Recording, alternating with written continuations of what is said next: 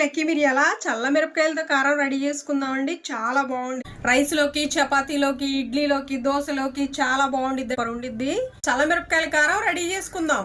ఇలా చల్ల మిరపకాయలు తీసుకొని పక్కన పెట్టేద్దాం. స్టవ్ ఆన్ చేసాం, కళాయి పెట్టేసాం. 1 స్పూను శనగపప్పు వేసుకుందాం. 1 స్పూను జీలకర్ర వేసుకుందాం. 1/2 స్పూను మెంతులు వేసుకుందాం. 1 స్పూను మినపప్పు వేసుకుందాం.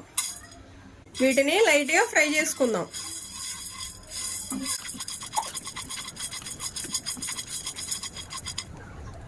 మనం కారపొళ్ళు ఈ పప్పులు అనేవి వేసుకుంటే క్రిస్పీగా తగులుతా టేస్ట్ చాలా బాగుండిద్దండి. వేగిని వేరే ప్లేట్లోకి తీసుకుందాం. అదే కళాయిలో 2 స్పూన్లు ఆయిల్ వేసుకుందాం.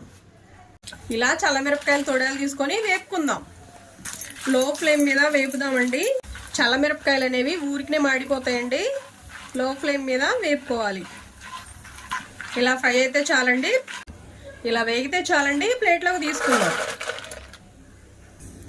ఇవన్నీ మిక్సీ వేసుకుందాం. చిన్న కొబ్బరి ముక్కని ఇలా పలసగా కట్ చేసుకొని వేసుకుందామండి. చింతపండు కూడా చాలా తక్కువ పట్టిద్దండి, కొంచెం వేసుకుందాం. 1 కప్పు వేపిన శనగపప్పు వేసుకుందాం. కొంచెం కరివేపాకు వేసుకుందాం.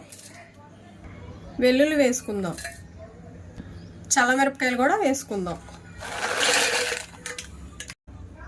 1 స్పూను సాల్ట్ వేసుకుందాం. ఇవి బరగ్గా మిక్సీ వేసుకుందాం.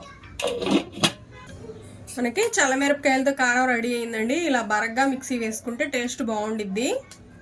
వేడివేడి అన్నంలోకి కొంచెం నెయ్యి వేసుకొని తింటుంటే చాలా బాగుండిద్ది. అలానే చిన్నపిల్లలకు కూడా వేసి పెట్టొచ్చండి. ఈ వీడియో నచ్చిందా? లైక్ చేయండి, షేర్ చేయండి, సబ్స్క్రైబ్ చేయండి.